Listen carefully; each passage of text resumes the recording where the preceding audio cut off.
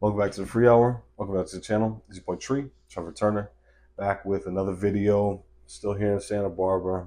Still loving this weather out here. I was walking around in a hoodie and shit. Oh my God. Yeah, came out here to see the college. Came out here to check out the town, get the vibe of it. You see, got my stuff all done and everything. So I can go out of town. Um, Now we're gonna be starting another ABC series. Started one on emotional intelligence. We started one on productivity. And now we're going to be starting one on mindfulness. Mindfulness as a path to self discovery and growth. And the thing about things like emotional intelligence, the thing about things like mindfulness, the thing about things like being present, they all start with awareness. So just like we started with awareness for our emotional intelligence video, we're going to start for awareness with awareness, but in the context of mindfulness. Because what if the key to a happier, more fulfilled life is just paying attention to the present moment? So we're going to talk about awareness, but in the context of mindfulness. So this video, we've talked a lot about awareness already. We've talked a lot about being present. We've talked a lot about getting out of the past. We've talked a lot about not worrying about the future. So this video is going to be real short because we're just going to talk about awareness in the context of mindfulness. And we're just simply going to talk about the importance of awareness in mindfulness, how it can lead to personal growth, and a couple practical ways to cultivate awareness in our daily life as it pertains to mindfulness, especially mindfulness as a path to self-discovery and growth. So awareness, like we said before, it's just the ability to be fully present in the moment. It recognizing your thoughts, recognizing your feelings, and recognizing your surroundings, but without judgment. It's just about seeing. It's just about perceiving. It is not yet about managing. It is not yet about judging. It is not yet about trying to evaluate. It's just about seeing, noticing, being aware of. It's just about being fully in the know about what is going on in here, what is going on in here, what is going on out there, especially as it pertains to your life. Now, awareness is foundational to mindfulness. It contributes to self discovery, it contributes to personal growth. So, when we talk about that, we talk about Jon Kabat-Zinn. He's a professor emeritus of medicine and the creator of the mindfulness based stress reduction program, widely recognized for bringing mindfulness into mainstream medicine and psychology. And his work on mindfulness, particularly his definition of mindfulness as paying attention in a particular way, on purpose, in the present moment, and non judgmentally.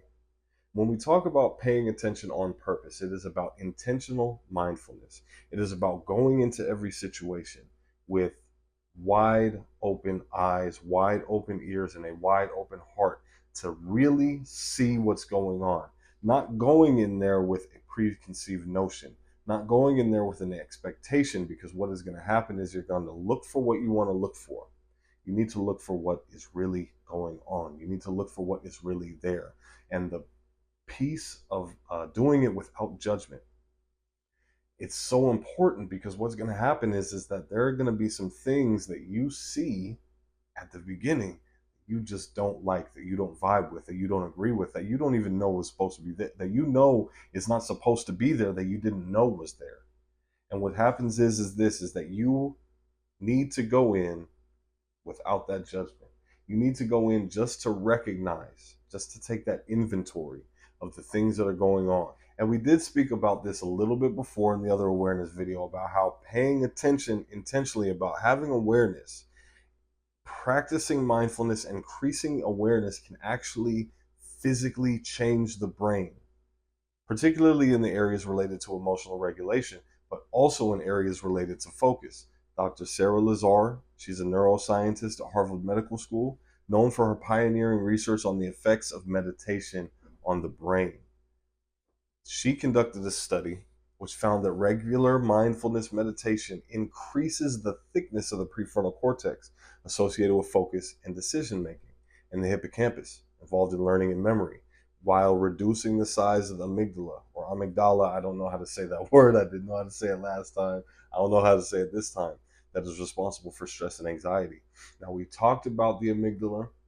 We talked about the emotional intelligence aspect of it. We talked about how you can actually physically change the way that you are capable of processing emotions on a physical level, like down to a scientific level, on the inner level. It's not just necessarily about the way you look at things, but it's literally about changing the way that your brain is wired. And one of the things you can do is that you can also improve focus, you can also improve learning, you can improve memory. So the reason that awareness is so important is because once you literally just start paying attention to what is going on in here, because a lot of us, we're so good at paying attention to what's going on out there. We're so good at noticing every little thing that happens around us. We're terrible at noticing every little thing that happens in here. We're terrible at noticing every little thing that happens in here. We're terrible at noticing our triggers. We're terrible at noticing our cues that cause our bad habits. We're terrible at noticing the things that distract us and take us away from our good habits. I know you've had this happen to you where you're trying to do something that you know is going to help you. You get the tiniest bit frustrated. The next thing you know, you're scrolling on your phone for an hour and a half. You've blocked off 2 hours to do the thing that you wanted to do for yourself, that you knew was going to fulfill you, that you knew was going to make you feel better in the long run. It may not make you feel better right then and there. And you don't even notice the trigger when it happens. And next thing you know, you've wasted an hour and a half of that 2 hours on YouTube or on TikTok, trying to figure out if penguins got feet or fins, hands or fins, trying to figure out if they got feathers, trying to figure out all this other stuff, trying to figure out if they really mate for life, instead of writing that book that you wanted to write, or instead of working on your resume so you can get the better job, or instead of trying to get those certifications, or instead of taking that real estate class, or instead of taking all the things that you wanted to do. Now, the benefits of awareness, and we talked about them when it comes to emotional intelligence. We talked about things like emotional resilience. We talked about how just being aware of the feelings that you have can actually help you to handle them on a daily basis.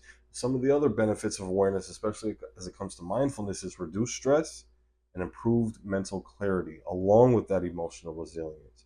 So, the American Psychological Association, it's a leading scientific and professional organization. It represents psychology in the United States. They did a study that found individuals who practice mindfulness report higher levels of well-being, lower levels of stress and anxiety, and higher levels of mental clarity. And this is just the building block. This is not actually trying to analyze. It's not actually trying to manage. It's not actually trying to change anything that's going on in here. It's just being aware of what's going on in here. Simply paying attention to the thoughts that we have, simply being an observer of the thoughts that we have, just like Eckhart Tolle said in The Power of Now. He talked about how we can be the observer of our thoughts, observer of what's going on in our minds. Simply doing that has tangible and studied and reported results of better well-being, improved mental clarity, lower levels of anxiety, lower levels of stress. Simply doing the first step of it. And this is just looking at things in a non-judgmental way. This is simply looking at things in a way where it's like, I'm not going to make myself feel bad about the thoughts that I have, no matter how weird a way out or out there they are. I'm not going to make myself feel bad for the anxieties that I have. I'm not going to fight against my depressions. I'm not going to fight against the things that randomly make me sad for no reason. I'm not going to fight against any of those things. I'm just going to look and see what's in there. That's it. I'm not going to latch on to any of this stuff. And simply doing that has proven results. And of course, we're going to talk about some practical strategies to cultivate the awareness. One of the ways that I cultivate my awareness is mindfulness meditation. And the way that I do it is through body scan meditation.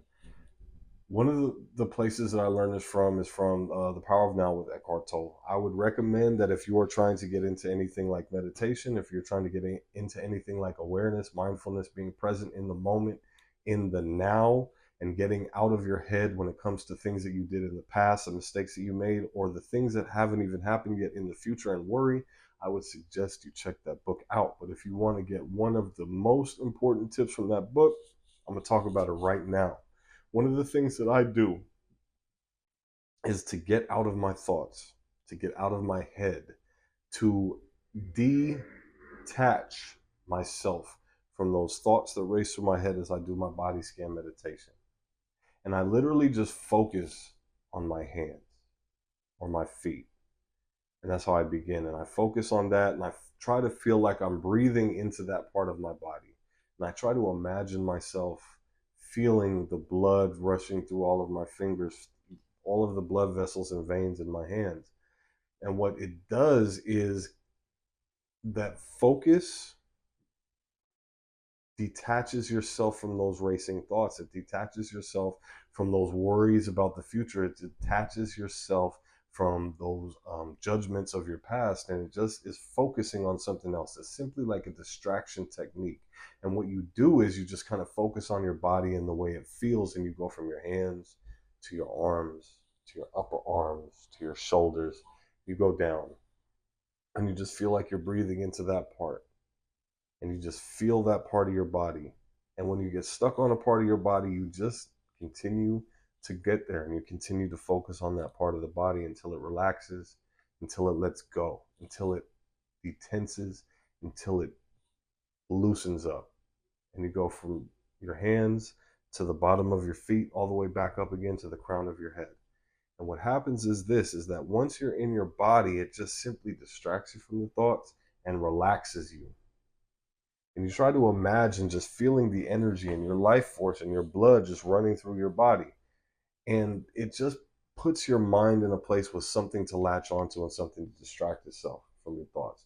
Once you do that, and once you get into that space where you've done your entire body and you're just feeling your whole body and just feeling every little thing, feeling the air from the fan touching your arms, or feeling the heat, or if you're sweating, feeling the little drop of sweat, feeling where the light is hitting you, feeling where the air is hitting you, if the sun is hitting, shining on you, feeling where that light is hitting you. I said that already, but if feeling where the fabric of your clothes is touching you and the way it makes your body feel.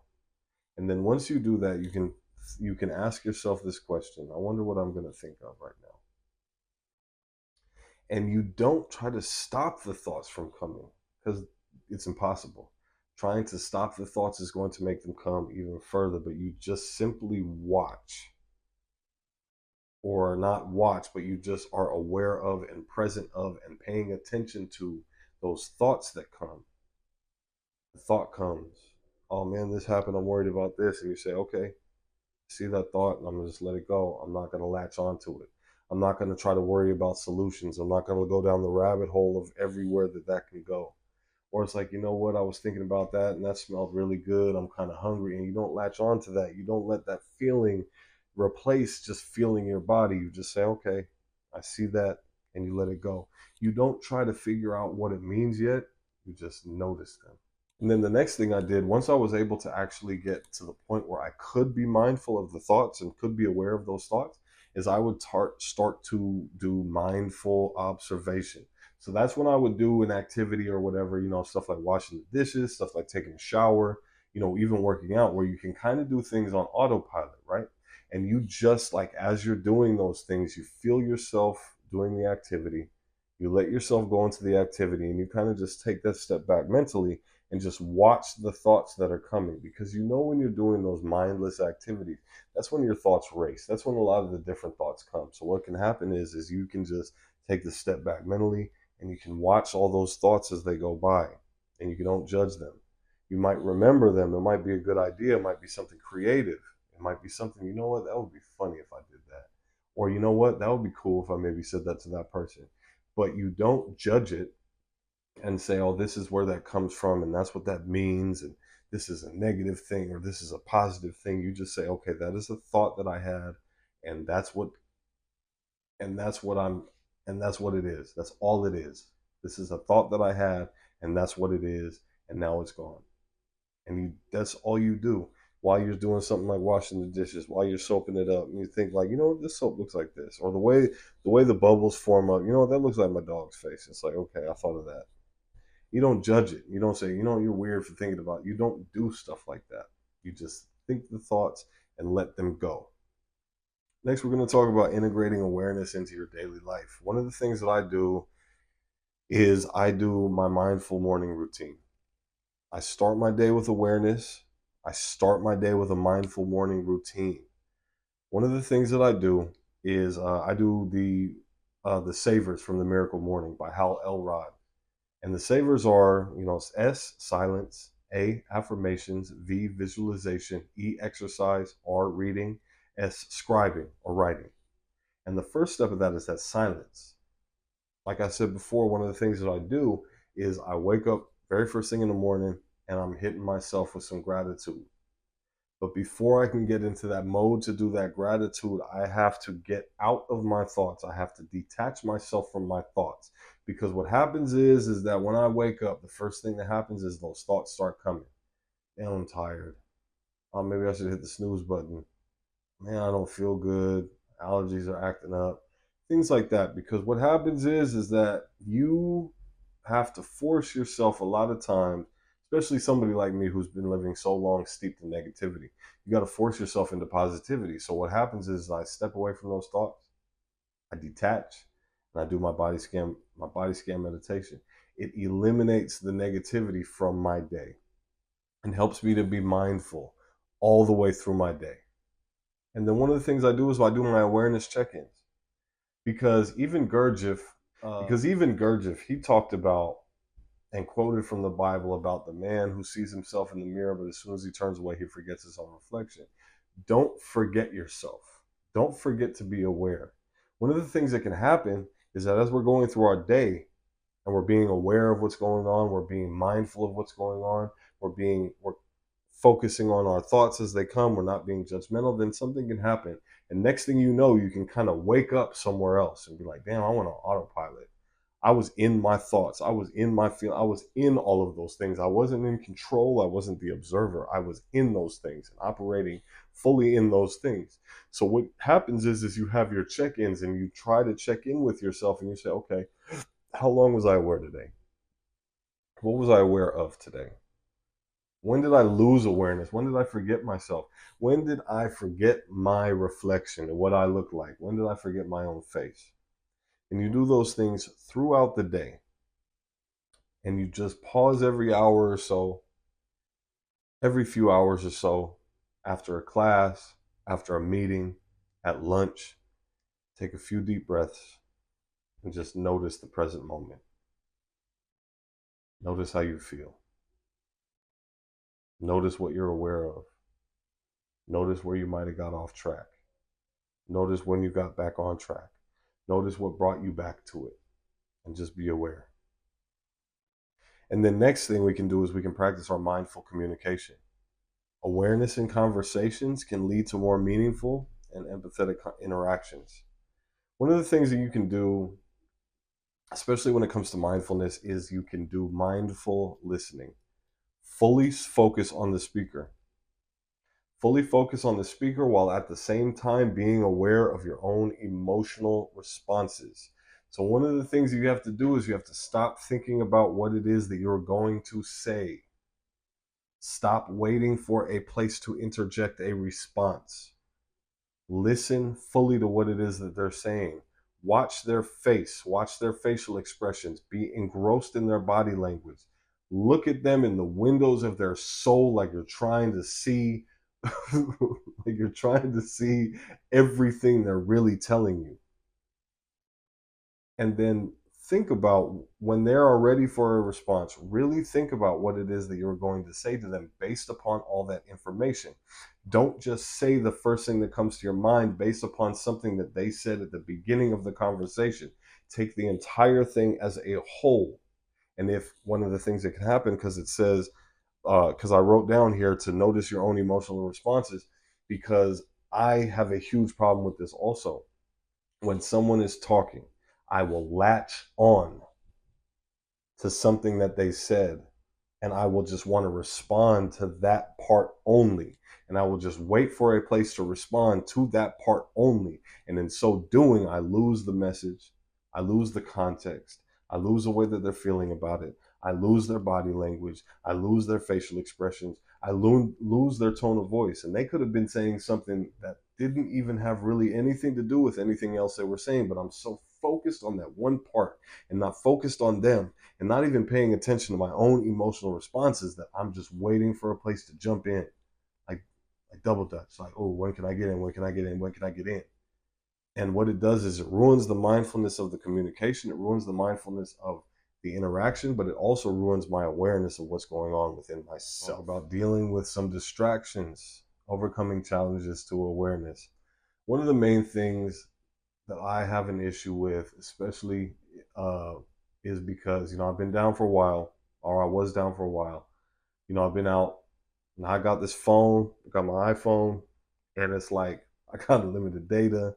I got all my social medias and stuff, and it's like there are so many talented and funny and amazing people on all of these different platforms that I can find myself just losing myself in it, right? Now, there's not a problem with engaging, there's not a problem with consuming the content that these people make, but when the problem comes is when you are not being and remaining mindful about what is going on with yourself, when you're just losing yourself into those things. So one of the ways that I do that and get around that is that I set my boundaries with technology. I use reminders to return to the present. And then also I practice patience with myself. So one of the things that I do is I have my habit linking, I have my habit stacking, is that I have things that I make myself do to improve myself before I allow myself to get onto like social media, before I get onto the things that make me laugh and I just am funny with. But one of the things that happens is that when I realize that I've been scrolling on YouTube Shorts or I've been scrolling on TikTok for so long, and I'm not even laughing at the funny ones anymore, or I've come across the same one 2 or 3 times, is that I don't beat myself up about it. I don't beat myself up about it. I just practice awareness for what happened, where I got off track. That's literally all I do. I take the judgment out of it. And that's one of the best ways to start with the awareness. We're not talking about the ways to improve just yet. We're talking about the ways to be mindful about what is going on, the ways to be aware of what is going on. That's how we start. And then lastly, which is basically the crux of the free hour, is to maintain consistency in what you're doing. One of the things that I tell people to do, and this goes for almost any new habit that they are trying to start, whether it's working out, whether it's meditation, whether it's reading, whether it's creative stuff, anything, start small. You're not trying to overwhelm yourself with an hour of meditation every morning. If you have never meditated before, you're not trying to overwhelm yourself with being aware of what is going on with your feelings all day, every day, if you have not had a practice of awareness up until now. You're going to start small.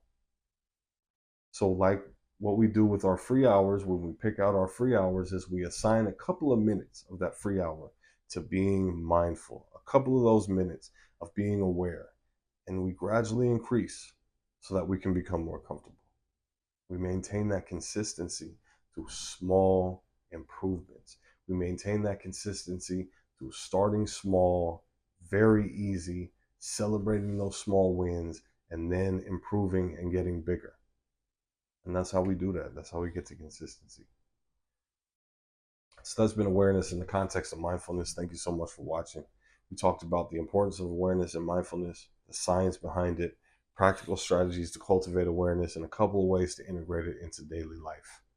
I encourage all of you to try to start incorporating awareness, trying one of the things that we discussed, and then sharing your experiences with me about it.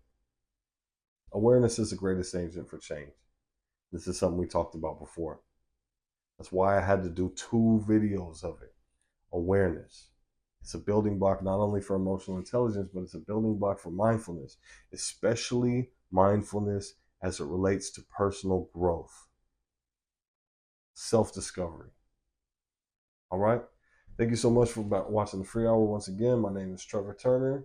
Call me Tree. Like the video if you like it. Share it with your peoples. Share your thoughts with me. Share some of the things that you do to remain aware of what's going on in your head and in your heart on a daily basis. All right? Doses.